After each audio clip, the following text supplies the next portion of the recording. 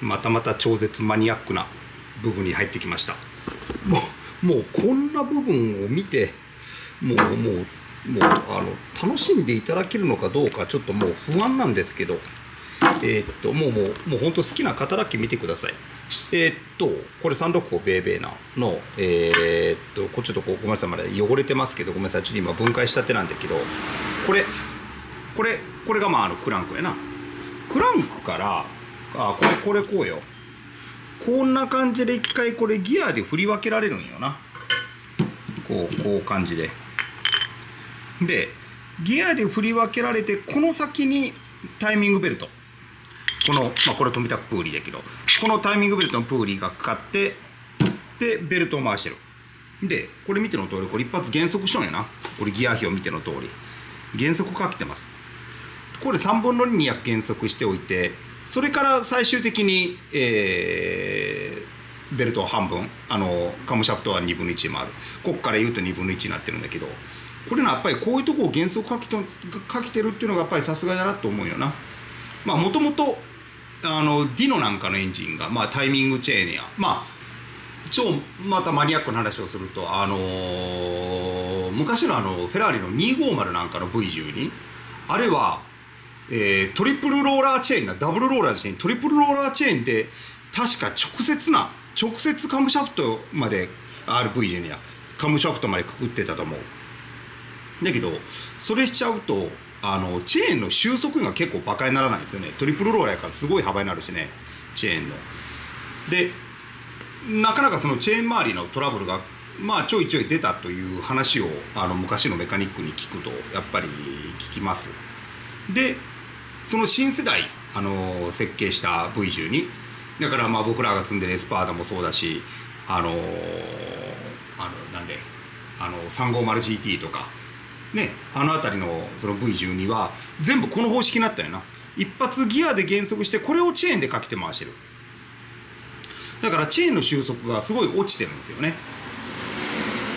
だからやっぱりその収束のは結構バカにならないんだけど、それの名残があって、ベルトだからそんなにチェーンほど重たくないからいいんだろうけど、やっぱりもうこの辺のタイミングベルト、この365ベイベーがフェラーリ社で初のタイミングベルトのエンジンじゃないかな。308より速いから時代が。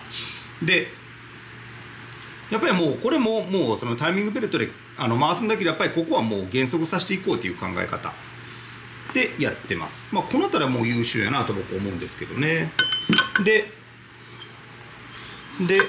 これがこう来て、でこれがフロントカバーな、この逆から見た。でここにクランクシャフトが入ってくるんだけど、でそれで今度はね、ここのそれからこのアイドラーを介してこのオイルポンプを回してるよな。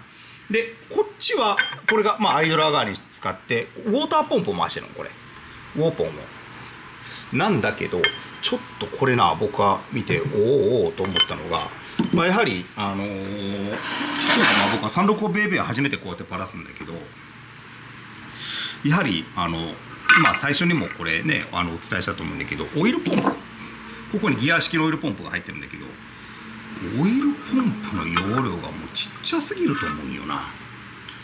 これギア式のオイルポンプなんだけど、これギア式オイルポンプちょっとないくらなんでも小さいんじゃないかと思う。ちょっとこれ奥側を印つけておきますけど、ちょっとこれポンプの容量が小さいと僕は思うよな。だって S20 のオイルポンプとエロー変わらんすよ、これだったら。さすがに波数は S20 より多いようなけど、例えば日産で言うと、これギア幅が38やな。 S20 が35ぐらいじゃなかったかな。それで4400のこんな大きな深いエンジンの潤滑をこのポンプで回してるって言ったら、ちょっとポンプが役不足のような感じがある。見てて思うにちっちゃすぎるんじゃないかな、オイルポンプの容量が。そやからそれもフェラーリ陣営がちょっとそれはやっぱりもちろん言われんでも分かっとるわいう感じだと思うんだけど、それを気にしてこれポンプの回転回転数がやたら高かったんやな。ちょっと僕もこれ気になってたんですよ。これがその結局ポンプのギアがこうついて、でここにアイドラーこうやって入ってくるんだけど、結果的に言うとアイドラーギアはもう全然歯車比を計算するのは、アイドラーはこれとこれがかかってる場合は、このアイドラーはもう大きさがいくらになっても結局はこのメインとここのギア比なんよな。今ちょっと気になって僕ギア比を数えてみたんですよ。ほんならクランクが27丁に対してポンプが29丁だから、もう 1.07 ほどしか減速されてない。だからこれはもうほとんどポンプはエンジンと同速で回してるよね。そりゃそのくらい回さないとちょっと追いつかないと思うんだけど、ただな、ポンプ系っていうのは僕もこれもいろいろやってきたんだけど、回せば回すほど今度は吸入側の抵抗が激しくなってきて、キャビテーションっていうのを起こすんよな。泡を噛んで油なり水なりを送りにくくなる。ただ幸いこれが吸入側なんだけど、吸入側をこのエンジンやっぱりさすがフェラーリ GM それはよく分かってるから、吸入側の抵抗を減らすためにめちゃくちゃ大きい吸入のパイプがね。でこれがオイルパン側だな。オイルパンから来た、これミッションケース兼ねたオイルパンなんだけど、これだから内径がこんなに大きいあれなんよね、サクションがあるから、だからキャビは起こしにくいんかもしれないけど、それでもこっち圧送側ね。ちなみにこれが圧送側だから、ちょっとこれはどうかな。ちょっとこれ油圧系統にやっぱり難がありのような気がする。このエンジンでも7000回転ぐらい回りますからね、こういうエンジンでも。7000回転って言うたら、そりゃちょっとポンプがもうほんなら6000回転、そりゃちょっと回りすぎじゃないか思う。S20 なんかやっぱりもうS20 とか僕昔乗ったベームなんかは、ベームはもう2分の1になったからね、ギア式のポンプは使ってるけど、それでもポンプはこのぐらいだった容量が。で昔直したプリンスの 54B なんかもギア式のオイルポンプだったけど、それエンジンが古いんだけど、あれでもやっぱり3分の2ぐらいには減速しちゃった。で S20 なんかもやっぱり3分の2ぐらいには減速してある。だからそこへ来てちょっとこれは容量がちょっと難ありのような気がするな、この部分は。それで結局512からドライ散布方式に変えて、やっぱりちょっと潤滑系統をガラッとやり替えたんじゃないかと思われる。ちょっとこれは不安が残るな、この部分はね。でそこへ来て今度水な。実は水実を言うとこれ水も発数を測ったら水は27丁やから、クランクと同じギア比で回ってるから、これエンジンと同速でウォーターポンプ回してるんですよね。これもこれなんよ。ちょっとどうなんかなと思うんだけど、でも僕もこれやってて分かったんやけど、これ確か512ベイベーも同じ比率で回してる。もうエンジンと同速だ。ミドシップのエンジンの場合、結局エンジンの熱を発する部分とラジエーターがフロントラジエーターだから、ラジエーターの距離がすっごい長いので、ポンプでどんどん押し込んでやらんと冷たい水が返ってこないんよな。そういう難点もあって、強引にやっぱりこう回し上げていかないと返ってこないと、冷たい水とか切り替えられて冷えた水が返ってこないっていうんか。だからそんなんもあって、これポンプは難しいな、このミドシップでフロントラジエーターのエンジンはね。だからこの辺りもいろいろやっぱりね苦悩はしてるんだと思う。だからそんなこんなでちょっとこれもねどういういろいろ難しく考えられて難しくやってるんだろうなと。一発目のねミドシップの12だからね、それまで市販で言うたらね、250LM なんかとかの特殊車両なんかとかいうのはねミドシップなりがあっただろうけど、市販車両でって言ったらそれはなかなかなかっただろうからね。それでもやっぱりその 250LM じゃ P4 とか辺りのミドシップの技術は転用されてこっちに来てるんだろうと思うけど、あれらはオイルポンプはもうドライ散布のもっときちっとしたやり方でやってるんじゃないかなと思うけどな。ちょっとこれは不安が残る部分かなと僕正直思った。でもまあまあ確かにな。いや要はできとるよなこれ。サクションがこうやってもうサクションがいっぱいいっぱいでもな、このギアの幅のところからいっぱいいっぱい取ってあって、で圧縮したオイルはここから向こうに行くようになってるな。特にまあとにかく抵抗がないようにこれは考えてはいってる。まあそれは素晴らしいなと思うんだけど、ちょっとまあこの辺りが、まあ、僕なりに考えての、不安点で、あとはこの軸受けのボールベアリング、これはもうミリサイズなので全部日本製のベアリングに変えます。まあ、僕の BB も全部それでやってるんですけどね。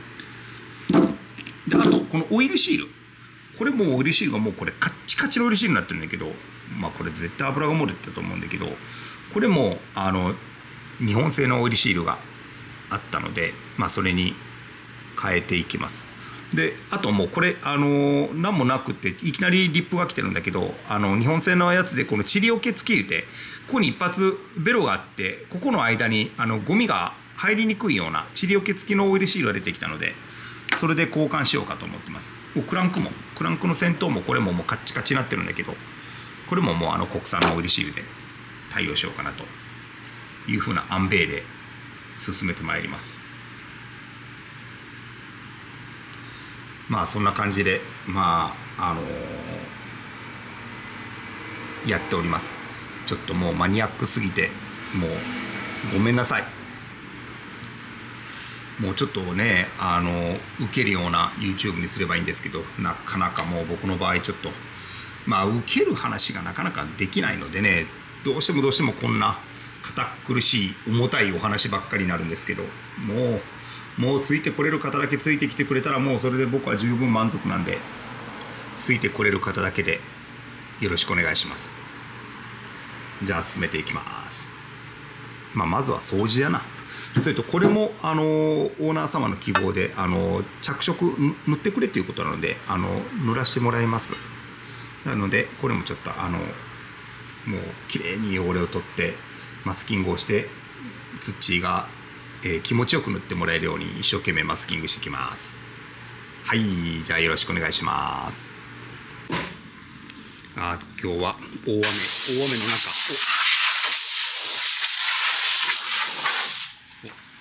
ツッチー登場です。今日は何の日か知っとる？今日は何の日か分からん。何の日なん今日？インスタントラーメンの日らしい。そうなんで8月今日何日かな？桃福さんかな25日8月25日あの人が作った発売した日なんだろ？そうな。チキンラーメン。チキンラーメンな。はい。チキンラーメンな。チキンラーメン。安藤桃福さん。桃福さん。そう。すげえやっぱりさすが物知りじゃな。今日テレビでようた。テレビでようた。そうな。よう知っとるな。おはようございます。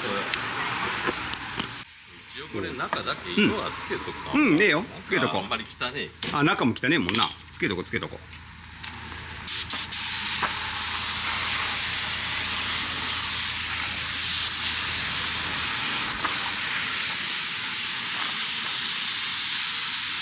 やっぱそれでさっとも色がついたらいけないからだいぶ雰囲気が変わってくるな。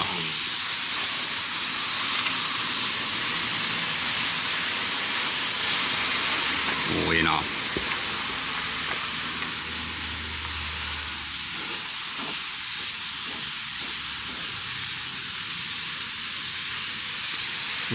なんだか RM の型番がなんとかな、ちょっと忘れたが。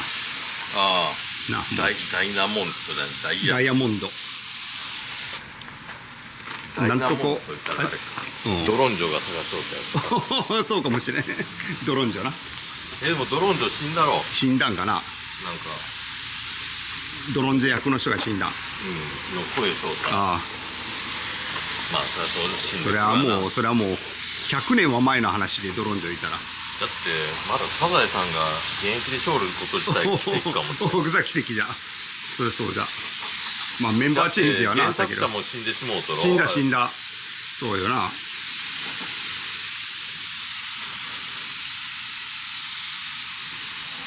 長谷川町子記念館みたいなのがあるが。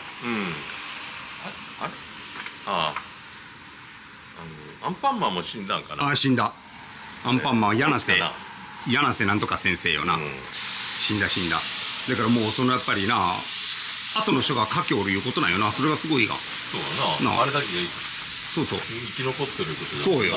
でも絵もな描けることながら話の内容が考えれるのがすごい。あれでもなんか最初の頃の絵と全然変わって違うきたわ。なんか怖えよな、最初の頃のアンパンマンの絵って。だしサザエさんやこうでもな、そう全然違うそうなんかちょっと怖いよな、昔の。結構最初の頃の設定で言うたらタラちゃん結構悪ガキなんやな。だったんかなそうかもしれん。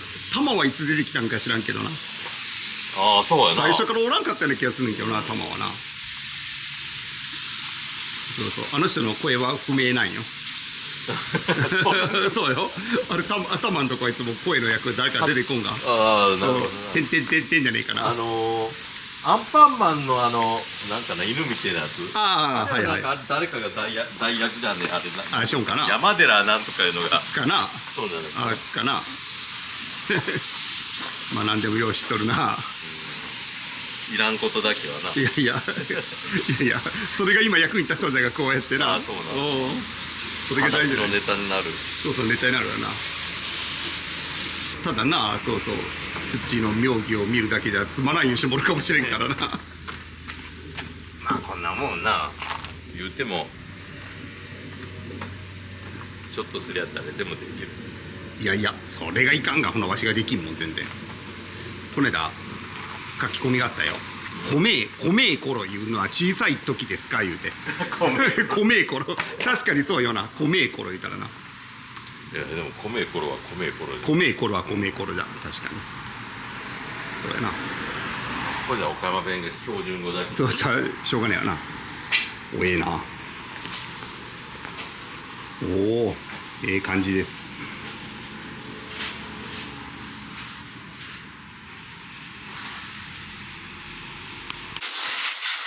まあこれも養生が大変よな。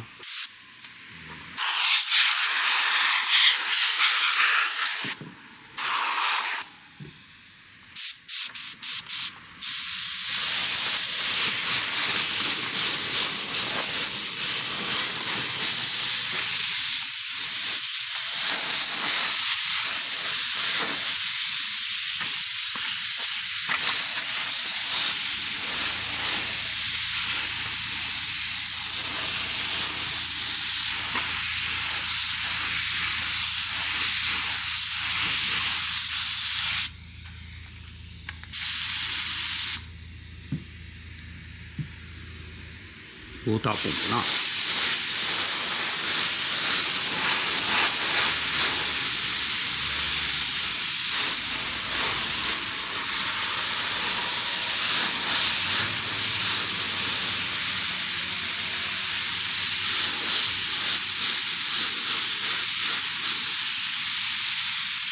回せる。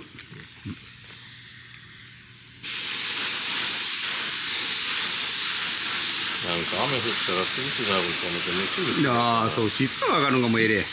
ほんまそれじゃ。おええな。よ